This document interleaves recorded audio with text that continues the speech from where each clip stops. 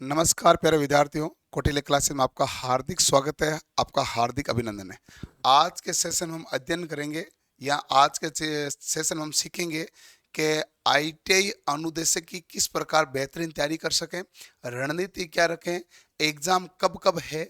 इन सभी चीज़ों को देखते हुए एक अच्छी रणनीति के साथ तैयारी करेंगे तो निश्चित रूप से सफलता प्राप्त कर सकते हैं। क्योंकि कोई विद्यार्थी है जो एक फॉर्म भरेगा, कई विद्यार्थी 2 फॉर्म भरेंगे, कई विद्यार्थी 3 फॉर्म भरेंगे, कई विद्यार्थी 4 फॉर्म अप्लाई करेंगे। क्योंकि अलग अलग, जैसे मान लो कोई है जो ड्राइंग में एलो है, कोई इम्प्लॉयबिलिटी स्किल में एलो जो जिसने टीओटी किया है, आप में से लगभग सभी वर्कशॉप कैलकुलेशन में एलो हैं, और कुछ विद्यार्थी जो हैं वो दो दो ट्रेड में एक साथ एलो है, जैसे इलेक्ट्रीशियन वाले इलेक्ट्रीशियन में भी एलो है, वायरमैन में भी एलो है। इसलिए हम पूरी चीज को थोड़ा समझ लेते हैं एग्जाम की डेट के साथ में ही। सबसे पहला एग्जाम किसका है? सबसे पहले तो एग्जाम आपके शुरू हो रहा है फिटर का। ध्यान से देखो, एक पहला एग्जाम किसका? फिटर का है। कब? 26 जून को। 27 जून को किसका है? आरएससी का। और ये हमारे पास 29 जून को किसका हो गया है? तो आप कहेंगे इलेक्ट्रीशियन का। ठीक है, तो फिटर का आप देख लो, आरएससी का आपके पास है, इलेक्ट्रीशियन का आपके पास है जून के एंड में। अब मैकेनिक डीजल वालों का 1 महीने बाद है, जुलाई में। अब चलो इन सभी के बाद में मैं आपको अगला दिखाता हूं कि बहुत सारे बच्चों के एम्प्लॉयबिलिटी स्किल का, जिन्होंने टीओटी की, उनका एग्जाम है। तो उनके पास जून में एग्जाम देने के बाद में बहुत टाइम बचेगा। 16 नवंबर को एग्जाम ये है, यानी जून में एग्जाम वो हुआ और ये एग्जाम है नवंबर में। तो आपके पास 4 से 5 महीने का टाइम और मिलेगा, ताकि आप इसकी एम्प्लॉयबिलिटी स्किल का सब्जेक्ट बाद में आराम से पढ़ सको, अभी इलेक्ट्रीशियन पर फोकस कर सको। इसके बाद में भी देखो कि जो वर्कशॉप कैलकुलेशन, जिन्होंने टीओटी नहीं किया और वो वर्कशॉप कैलकुलेशन का फॉर्म भरा है, उनका एग्जाम है 23 नवंबर को। तो उसके बाद जून के बाद में आपका इतना टाइम रहेगा 23 नवंबर तक का, ताकि आप आराम से अच्छे से अध्ययन कर सको। ये भी बहुत अच्छी बात है। और इसी समय आपके ड्राइंग का एग्जाम है। अब जो इलेक्ट्रीशियन के बच्चे हैं, जो इलेक्ट्रॉनिक मैकेनिक के बच्चे हैं, जैसे इलेक्ट्रीशियन वालों ने वायरमैन का भी भरा है। अब उस वायरमैन का एग्जाम कब है? ध्यान से देखो आप, जनवरी फरवरी माह 2025 में। तो इसका मतलब आप इलेक्ट्रीशियन वाला पहले जून में इलेक्ट्रीशियन का एग्जाम देगा, नवंबर में वर्कशॉप कैलकुलेशन का देगा, और जनवरी फरवरी महीने 2025 के अंदर वायरमैन का देगा। तो उसके पास अपॉर्चुनिटी मिल रही है। और इस हिसाब से आप देखा जाए तो भर्ती भी लंबी चली गई है, क्योंकि आपके यहां तक क्या चल रहे हैं? अलग अलग आपके एग्जाम्स चल रहे हैं। अलग अलग एग्जाम चल रहे हैं कि नहीं चल रहे हैं? और सारे एग्जाम किसके हैं? कनिष्ठ अनुदेशक है। चलो, अब इसकी रणनीति क्या रखें, तैयारी किस प्रकार करें कि आपका मामला आराम से बड़े तरीके से समझते हुए पार हो जाए। एग्जाम का पैटर्न जब आप देखते हैं तो आपको एग्जाम के पैटर्न में 2 चीज नजर आती है। एग्जाम में पैटर्न में कितनी चीज नजर आती है भाई आपको? 2 चीज कौन सी नजर आती है? एक तो है आपके पास ट्रेड आएगी, और ट्रेड आपके पास कितने नंबर की आएगी? 80 अंक की आएगी। सबसे मुख्य ये है, ये सबसे मुख्य है कि नहीं है? आप कहेंगे निश्चित रूप से सर सबसे इंपॉर्टेंट यही है। दूसरी हमारे पास क्या हो गई? तो आप कहेंगे सर दूसरी हमारे पास राजस्थान जीके हो गई। दूसरी हमारे पास क्या हो गई? राजस्थान जीके। और राजस्थान जीके कितने नंबर की है? 40 अंक की। ये बारे में हम अच्छा आराम से अलग बात क्यों करें? कारण है, जिस विद्यार्थियों का टेक्निकल बहुत अच्छा है उसका राजस्थान जी के गड़बड़ है, जिसका राजस्थान जी के अच्छा उसका टेक्निकल गड़बड़ है। और विशेष रूप से टेक्निकली, बेसिक रूप से तो टेक्निकल सबको आता है, एकदम 0 पर तो बहुत कम है। हाँ, कोई 10% आता है, किसी को 20% आता है, किसी को 40% आता है, किसी को 50% आता है, किसी को 70% आता है, किसी को 70% आने का वहम है। और ये ज्यादातर वहम किसको है? जो ऑलरेडी टीचर हैं, वो पढ़ा रहे हैं। पढ़ना अलग बात है और एग्जाम में करना अलग बात है। आप इसके लिए एनालिसिस कर सकते हैं हमेशा। हमारे कौटिल्य क्लासेस के ऐप पर लगभग ट्रेडों के टेस्ट हैं जो अवेलेबल रहते हैं, काफी सारों के फ्री में अवेलेबल भी हैं। आप वहां जाके एक टेस्ट दीजिएगा। जैसे ही आप टेस्ट देंगे आपको पता चलेगा आपका स्कोर कितना परसेंटेज हुआ है, 60% हुआ, 70% हुआ, कितना परसेंट हुआ। और वो एग्जाम आपने दिया, मान लो लोको पायलट का दिया कि TG2 का दिया, इससे पता चलेगा, इससे तय होगा कि आपका लेवल क्या है। क्योंकि कई बार क्या होता है कि जैसे मान लो तैयारी करा रहा हूं, और या मान लो कोई जो तैयारी कर रहा है उसको अपने आप में से वहम होने लग जाता है कि इलेक्ट्रिशियन या ट्रेड का, क्या ट्रेड तो आती है, राजस्थान जीके का या राजस्थान जीके तो आता है। नहीं, एक्चुअल में आपको पता चला टेस्ट देने के बाद में।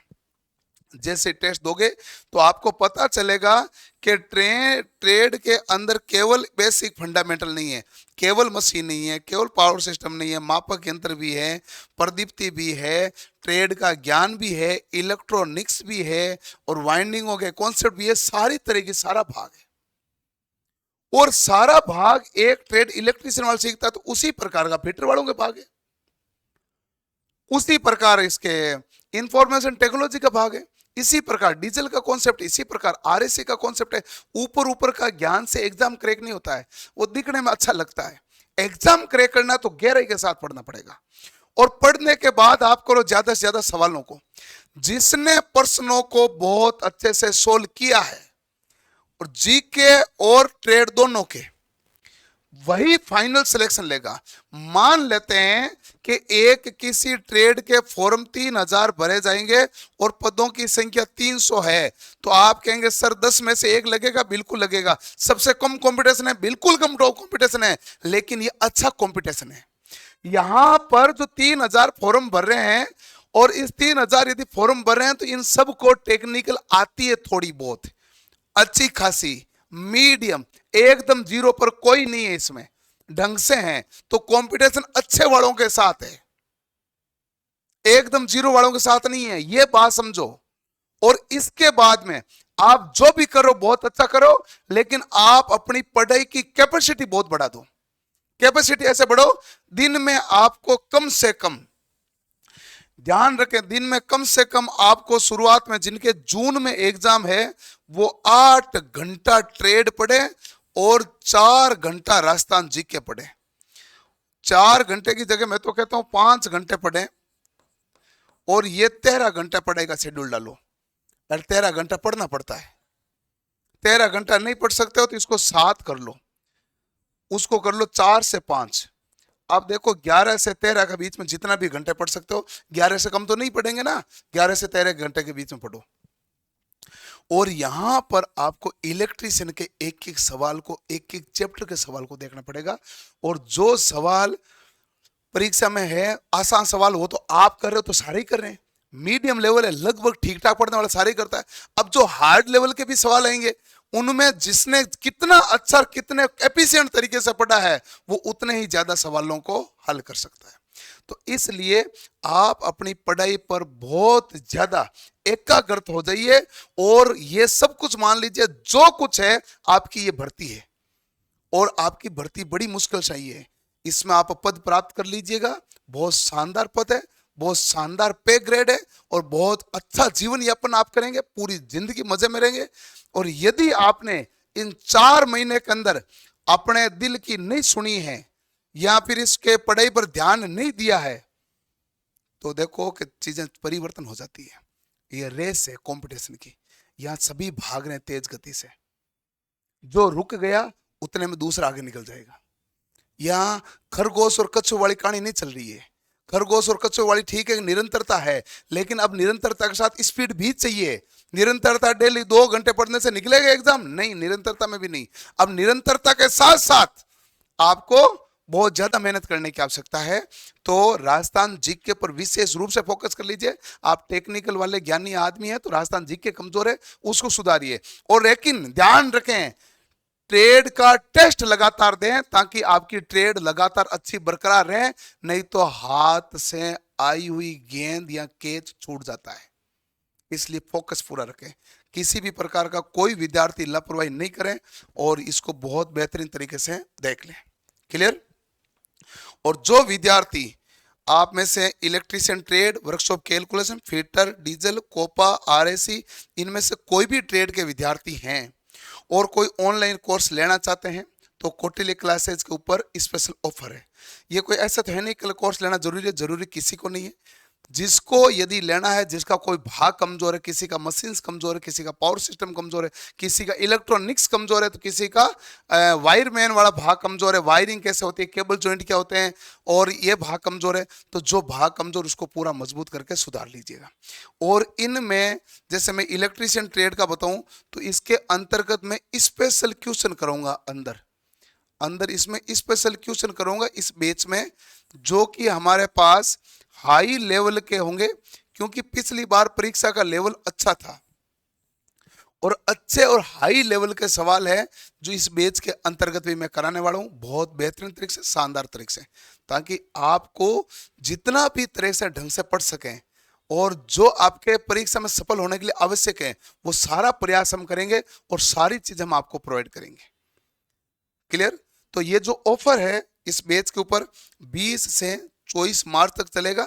जिनको बैच लेना है वो ले लीजिए, और जिनकी तैयारी अच्छी है वो टेस्ट देकर अपनी तैयारी को चेक करते रहिएगा, क्योंकि टेस्ट ही आपका अल्टीमेट सॉल्यूशन है। टेस्ट ही आपको बताता है अपना स्तर क्या रहता है। तो अपना लगातार यदि सेल्फ स्टडी करने वाले हैं वो लगातार टेस्ट दें और अपनी पढ़ाई को लगातार निरंतर बनाए रखें।